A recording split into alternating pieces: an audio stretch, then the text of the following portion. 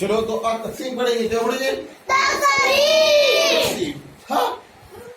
अब इसमें एक सवाल दिया है, मिसाल के तौर पे कि सवाई एक लड़की के सबा के पास में 10 मोतियां है। कितने मोतियां है? 10। अब मसला है कि सवा के बाद जो 10 मोतियां है तो वो दो मोती करके दो मोती जैसा मेरे पास में एक शॉप है, यहाँ पे मेरे पास शॉप है ना, 4 चौके कितने? 100 के टुकड़े है ना। अब दो करके मैं कितने बांट सकता है बच्चों को? 1 2 इधर और 2 इधर। कितने बच्चों बैठेंगे? 2 है ना, क्योंकि तो यहाँ पे 1 बटे सेट और 2 इधर है ना।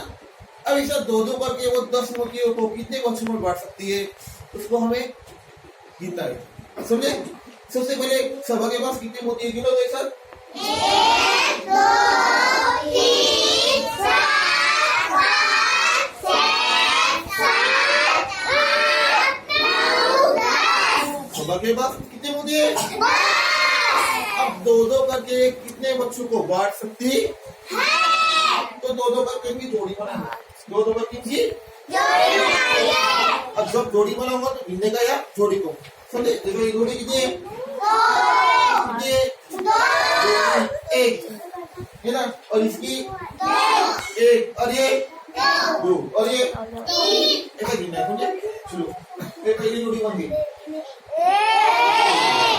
अब ये दूसरी जोड़ी, अब ये दूसरी तीसरी जोड़ी, अब ये चौथी जोड़ी, और ये तो कितनी जोड़ियां बनी? 5 जोड़ी बनी। तो सभा 10 मोतियों को दो करके कितने बच्चों को बांट सकती? 5। कितने भाई? 5। समझा? तो इस तरह से जो करते बांट के उसको तकसीम करते, क्या कहते? समझा सबको? तो तकसीम करने का आसान तरीका है। हाँ।